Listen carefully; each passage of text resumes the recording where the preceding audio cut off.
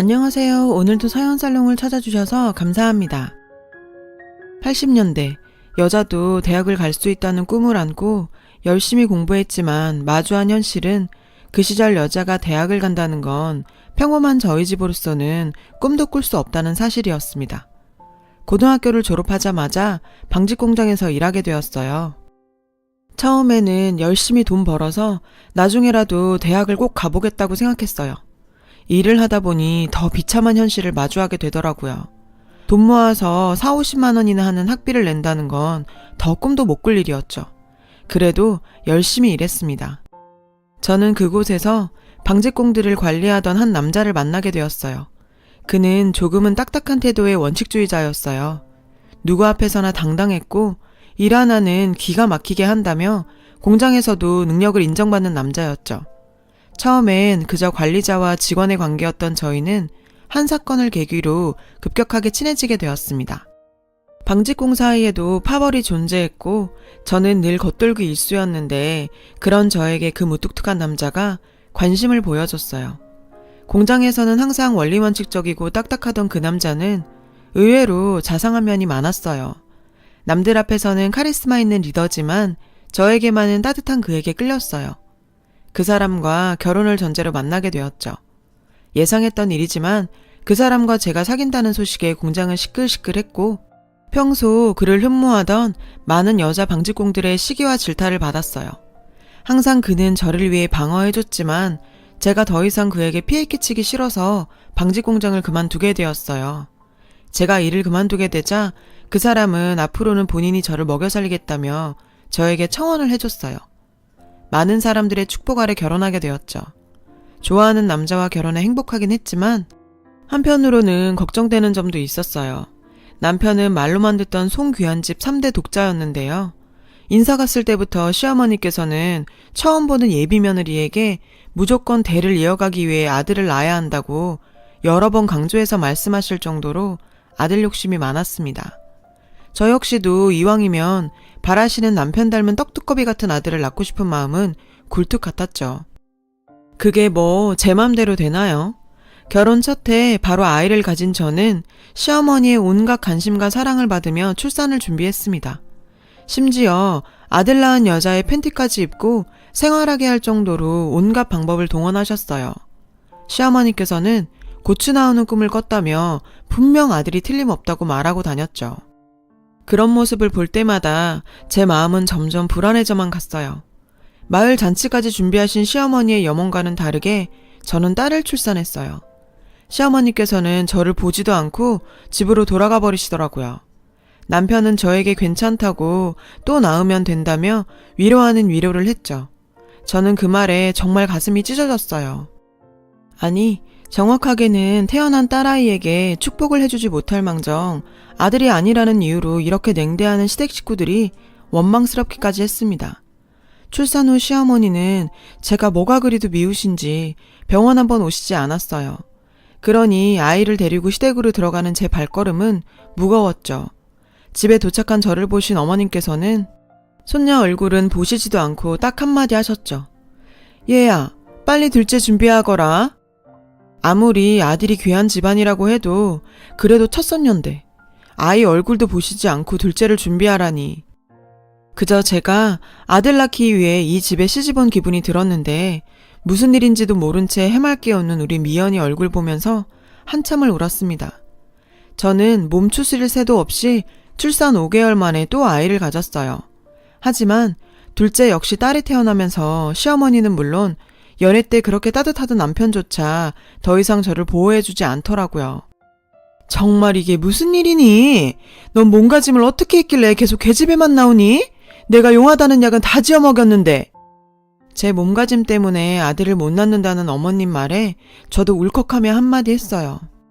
어머님, 아무리 그래도 어머님 손녀잖아요. 우리 미연이도 한번 안 품어주시더니 어머님 자식의 핏줄이잖아요. 제가 노력할 테니 우리 딸들도 손녀처럼 대해주세요. 네? 제발요. 네가 할 말이 어디 있어서 어머니께 대들어? 당장 사과드려. 기가 차게도 옆에서 듣고 있던 남편은 오히려 저를 타박하더라고요. 이 남자가 내가 사랑해서 결혼한 그 사람이 맞나 싶은 생각이 들 정도였죠. 연이어 둘째 지연이까지 낳고 나니 저는 몸도 마음도 지쳤고 손녀를 제대로 대접하지도 못하는 딸들에게 그저 미안할 뿐이었어요. 무리했던 탓일까요? 그렇게 몇 년간은 아무리 노력해도 임신이 되지 않더라고요. 우리 미연이 지연이는 딸이라는 이유로 시어머니의 괄시를 받게 되었어요. 남편조차 어머님의 그런 태도 때문인지 딸들에게 정붙이려고 하지 않았습니다. 저는 그런 딸들에게 풍족하지는 않지만 최선을 다해 사랑으로 키웠고 힘들고 고통스러운 시댁살이에도 착한 우리 딸들을 보는 것만으로 숨쉬며 살 수 있었어요. 대접받지 못하는 딸들을 보면서 아들을 낳으면 딸들도 제대로 손녀로 그리고 딸로 대우해줄 거라고 생각한 저는 아이를 가지기 위해 노력했어요. 둘째를 낳고 3년 뒤 셋째를 가지게 되었는데 정말 하늘도 무심하시지. 아들을 낳게 해달라는 간곡한 바람에도 불구하고 셋째 역시 딸이 태어났어요. 시어머니의 횡포는 극에 달하게 되었죠. 셋째가 딸아이가 태어나자 시어머니는 저에게 악담까지 서슴지 않으셨는데요. 아이고, 인연이 집안을 말아먹으려니로구나. 우리 가문의 대를 끊어놓으려는 집안에 들였구나. 그저 저를 아들 낳는 기계로밖에 생각 안 하신 건지 아들을 낳지 못하자 저를 집안 말아먹으려니라고 욕하셨죠. 저도 더 이상 아들 낳기 위해 노력할 힘도 생각도 사라지게 되었습니다. 그렇게 6년쯤 흘렀을까요? 어느 날 시어머니는 갓난아기 한 명을 데리고 집으로 오셨어요.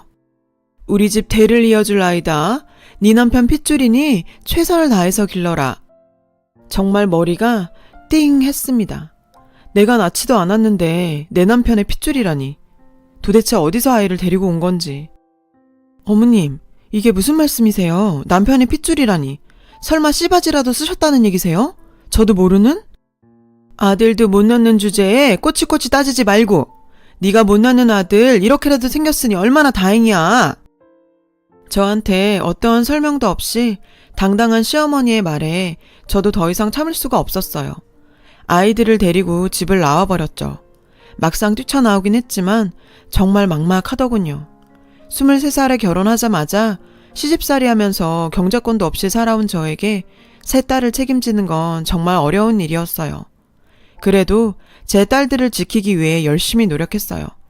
하지만 제 이혼과 함께 눈물을 머금고 아이들은 그 집에 빼앗겼어요. 딸을 원치도 않았고 대우도 안 해줬으면서 왜 딸들을 뺏어간 건지. 남편은 저와 이혼 후 아들을 낳아준 그 여자를 집으로 들였어요. 그 여자는 자연스럽게 세 딸의 엄마가 된 거죠. 그렇게 딸들을 데리고 갔으면 잘해주기라도 하지. 아들이 생긴 그 집에서 우리 세 딸은 그저 집안일이나 시키면서 천대받는 존재가 되었어요. 저는 아이들의 양육권을 찾아오기 위해 백방으로 노력했지만 양육할 능력이 안 된다는 이유로 늘 거절당했습니다. 첫째 아이가 대학 갈 시기가 되자 그 집안 식구들은 여자가 대학을 왜 가냐며 빨리 취업이나 해서 집안에 도움이나 되라고 아우성이었어요. 그 이야기를 듣고 앞으로 남은 인생 더 우리 딸들을 위해 살아야겠다고 다짐했죠. 아이들 대학 졸업까지 내가 책임지겠다는 마음으로 식당 일부터 마트 점원 일까지 가리지 않고 했습니다. 아이들이 제 마음을 알아준 건지 다들 대학까지 무사히 졸업하게 되었어요. 그리고 몇 년이 흘렀을까요? 연락하면서 지내긴 했지만 다 큰 아이들도 바빠지고 저도 제 살 길 찾아 바쁜 나날을 보내던 어느 날 제가 살고 있는 원룸으로 아이들이 찾아왔어요. 저에게 울면서 이야기하더라고요. 엄마, 오래 걸렸지. 이제 우리 다 같이 살자. 엄마 집에서 쫓겨나고 우리 세 자매 이날만을 기다리면서 살아왔어. 이제 우리가 모실게. 미연이는 본인이 저와 세 자매가 살 집을 구했다면서 이제부터라도 같이 살자고 얘기했는데 너무 갑작스러운 딸들의 말에 흐르는 눈물을 그칠 수가 없었어요. 어릴 때부터 첫째는 장사머리가 있어 이것저것 사고 팔면서 용돈벌이를 하곤 했는데 대학 졸업하자마자 작은 카페를 차렸고 둘째와 셋째도 언니를 도와 일하면서 카페를 키워갔다고 하더라고요. 첫째 아이가 카페를 하고 있는 건 알았지만 딸아이의 손을 잡고 간 카페의 규모는 제가 생각한 동네 작은 카페 수준이 아니었어요. 저 큰 카페 주인이 우리 딸들이라니 정말 믿어지지가 않았죠. 엄마, 우리 진짜 열심히 공부해서 셋 다 장학금 받고 공부했고 엄마가 피땀 흘려 번 돈 한 푼도 안 쓰고 모아서 이 카페 차리는데 종잣돈으로 썼어. 이거 엄마 거야. 이미 2호점, 3호점까지 예정되어 있을 만큼 대박집이 된 아이들의 카페였습니다. 연수입이 살다 0이 이렇게 많은 액수는 본 적도 없을 정도였으니까요. 미연이, 지연이 그리고 희연이까지 부모의 이혼에도 빗나가지 않고 바르게 커준 것만도 고마운데 이렇게 저까지 찾아서 함께 살자고 해주니 지금 죽어도 여한이 없다는 말이 실감나더군요. 아이들이 마련한 집에서 넷이서 전에 없는 행복한 시간의 나날을 보냈습니다. 아이들의 제안을 받고 평생 꿈꿔오던 대학에도 다니게 되었어요. 정규과정은 아니었지만 50이 넘어 아이들 덕분에 새로운 도전을 할 수 있었죠. 30살 이상 차이 나는 대학생들과 함께 과제라는 걸 해보는 것만으로도 꿈꾸는 것 같았어요. 과에서 저를 특별히 잘 챙겨주는, 실제로는 아들, 딸 버린 동기들도 있었고요. 수업 후 그 친구들을 데리고 카페로 오면 늘 딸들은 맛있는 음식들을 대접해줬어요. 그 덕인지 30년 이상의 차이에도 불구하고 서스럼 없이 더 잘 어울릴 수가 있었어요. 여느 날처럼 카페에서 딸과 일도 하고 있던 저는 잊고 지내던 그 목소리를 듣게 되었죠. 여기가 지연이가 운영하는 카페냐? 돌아본 그곳엔 많이 늙긴 했지만 그 표독한 표정은 그대로이신 시어머니가 서 있었고 그 옆엔 저를 밀어낸 아들을 낳아준 그 여자가 서 있었어요. 할머니가 여긴 왜? 내가 못 올 것을 봤느냐? 손녀가 돼서는 이런 좋은 가게를 차려놓고 이 할미를 한 번도 초대 안 하고 너는 어려서나 커서나 이기적이기 매한 가지구나. 애미가 그 꼴이니? 아직까지도 여전히 저나 손녀에게 악담하는 건 그대로였어요. 단도직입적으로 말하마. 이번에 우리 창모 미국으로 유학 보낼까 하는데 누나인 너희들이 창모 유학비 좀 대거라. 너희도 이 집안에 뭔가 도움이 되어야 하지 않겠니? 어처구니 없는 시어머니의 말에 지연이는 그저 웃어버렸어요. 할머니, 정신 차리세요. 저희가 왜 창모는 유학비를 대줘야 해요? 도대체 그 집안이란 곳에서 우리한테 해준 게 뭔데요? 여자는 공부할 필요 없다면서 맨날 집안일 시킨 게 저희 잘 되라고 한 거예요? 그놈의 아들. 할머니가 언제 우리 손녀를 생각이나 해줬어요? 아들 낳았다고 우리 엄마 내쫓아버리고 저 여자 집안에 들인 사람이 할 말은 아니죠. 저 여자? 너는 네 새엄마한테 말버릇이 그게 뭐니? 이래서 핏줄이 중요하다는 거다. 우리 집안 핏줄에 사람 하나 잘못 들인 이 꼴이 난다니까. 지켜보고 있던 저는 더 이상 딸에게 저런 더러운 싸움을 하게 하고 싶지 않았어요. 오랜만이시네요. 여전하시고요. 어머, 네가 여기 웬일이니? 네가 버린 딸들 좀 잘됐다고 단물 빨러 왔니? 어머님이야말로 손녀는 취급도 안 해주시던 분이 단물 빨러 여기까지 직접 오신 거 아니에요?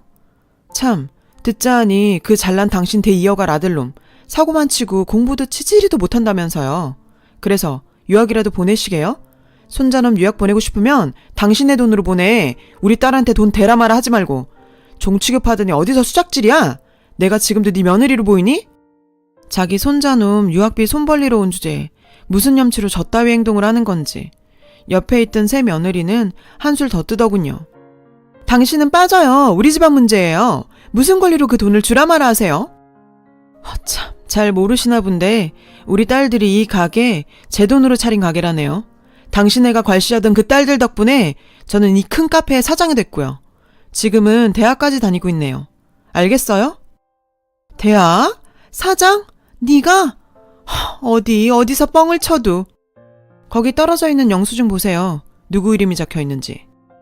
영수증에는 황미숙이라는 이름이 당당하게 박혀 있었고 영수증에 제 이름을 확인한 전 시어머니는 그제서야 상황 파악이 되는 듯 했어요.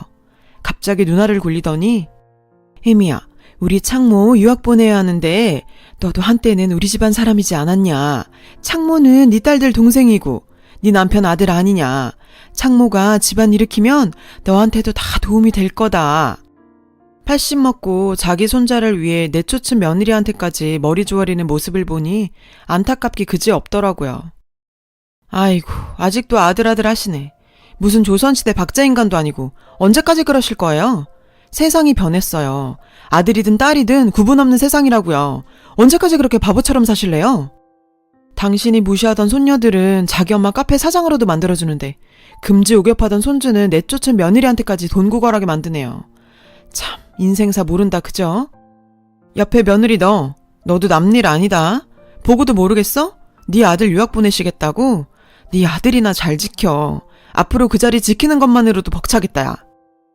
제 이야기에 얼굴이 홍당무처럼 빨개진 그들은 불이 나게 카페에서 나가더라고요. 전 남편도 제가 없을 때 가끔 딸아이들에게 찾아와 단물 좀 빨아먹을 거 없나 괴롭히길래 경찰에 신고했습니다. 그러길래 저랑 이혼했어도 손녀들에게는 잘했더라면 이런 일은 없었을 텐데 그저 손주 하다가 정작 진짜 백인 손녀들을 놓친 그 인간들은 자업자득이 아닌가 싶네요. 저도 제 손녀 손주 보며 앞으로 더 행복하게 살아보렵니다. 잘 키운 딸 하나 열하듯 안 부럽습니다. 여러분도 정말 행복하시기를 바랍니다. 여러분, 사연 댓글에 응원과 현명한 조언 부탁드려요. 좋아요와 구독은 저에게 큰 힘이 됩니다. 오늘도 좋은 일 가득하세요.